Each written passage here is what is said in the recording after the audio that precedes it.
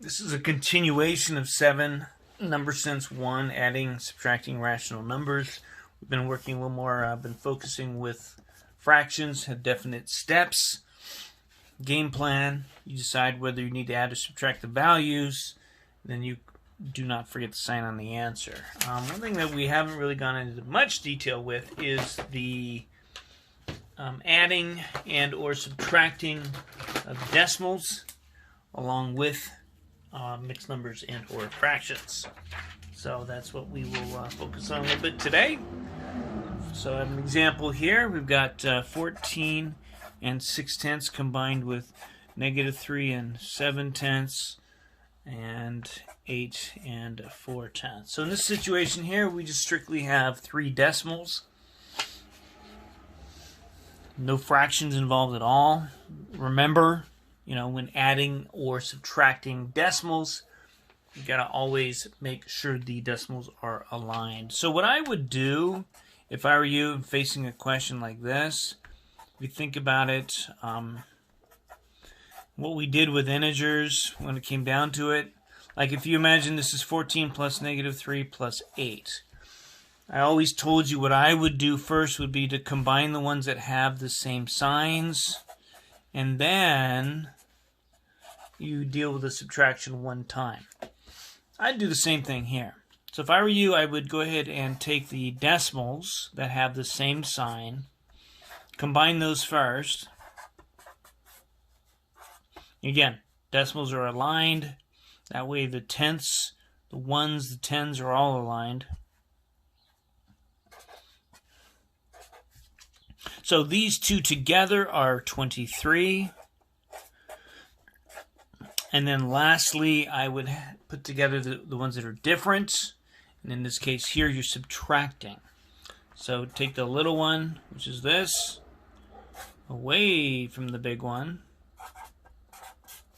So that's my game plan here. Here with these two, I'm going to subtract. And my answer is going to be, well, look, I've got more of these. It's positive. It's my game plan. So that's what I'm doing.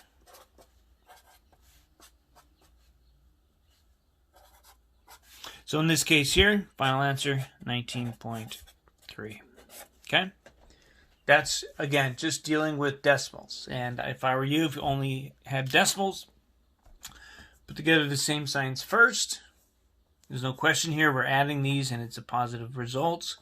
And then put together ones with different signs last. That's what I would recommend in a situation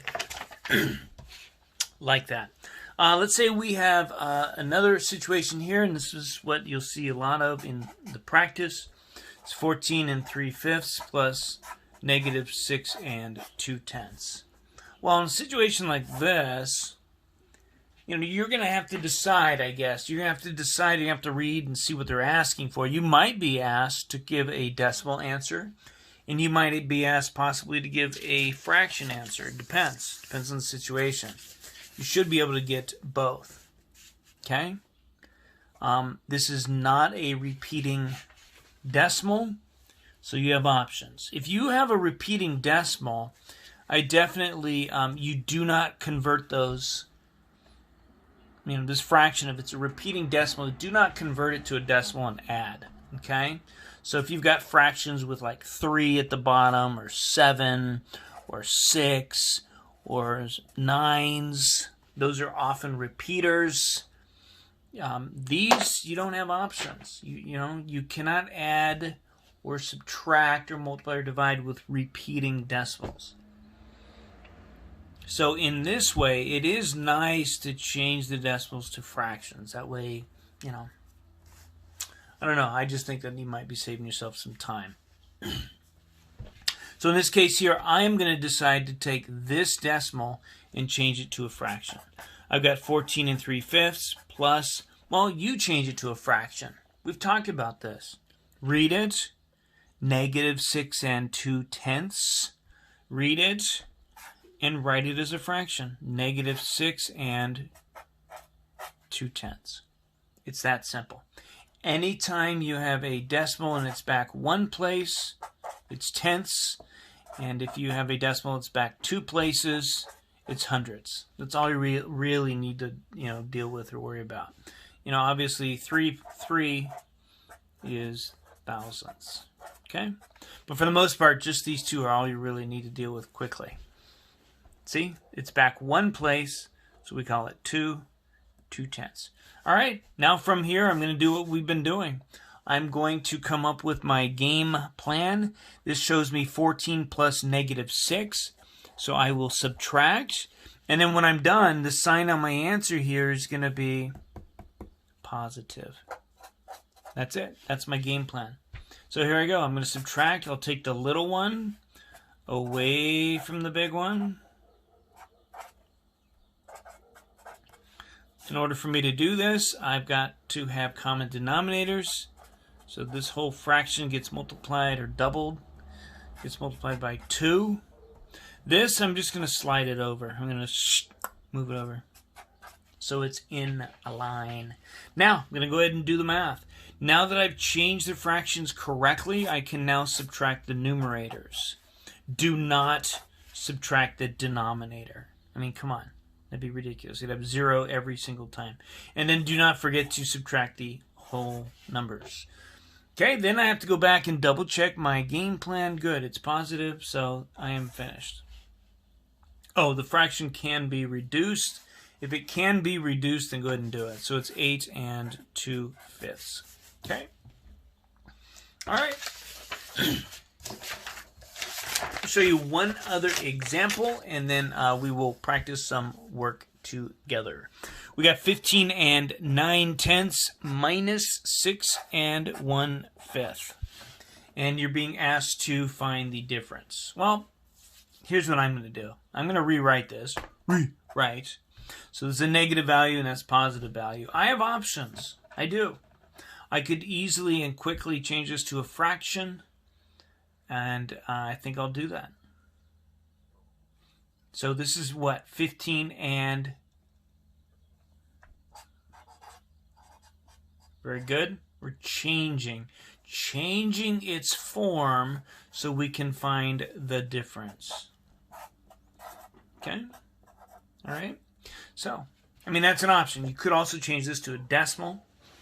But again, I think always, if you go to fractions with them, you'll never really run into any problems, especially if you're dealing with these fractions, these guys right here. Most of these are all repeating decimals, and you cannot add or subtract or multiply or divide with a repeating decimal.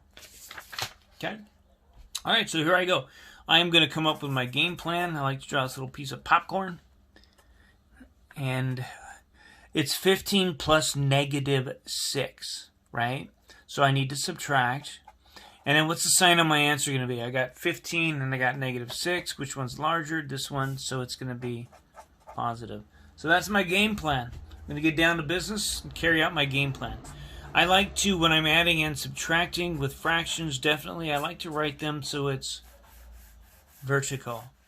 Okay, and I think I've told you that. I am subtracting. I have to go back to my game plan because I keep forgetting. So I'm going to subtract now. So I'm taking this absolute value, and from it I'm going to subtract this absolute value. And when I'm done, my answer is going to be positive. I have this. It's over here. It's easy to find. So this is 9/10. I'm going to double this, make it 2/10. I'm going to slide 9/10 over so they're aligned. You don't have to do that. I just like to. Now I'm going to do the math. When you're subtracting, obviously, you take the numerators and subtract. And then do not forget the whole numbers. 15 minus 6 is not 11. It's 9. Then I'm going to go back for a 4th or 5th time and double check this, okay? Oh, my answer is positive. Good. So that's it. I'm done. All right. What is this? As a mixed number, what is it? Good. It's 13 2/10. Very good. What about this? As a mixed number, what is this? It's the whole reason why we did fraction to decimal and decimal to percents and decimals to fractions. Good. This is -8 what? Good. And 4/10. All right. What about this? Good. It's 11 and what? 24. It's not tenths. Good. 24 hundredths. Okay, so this is just a little recap. So we're continuing with adding and subtracting our rational numbers.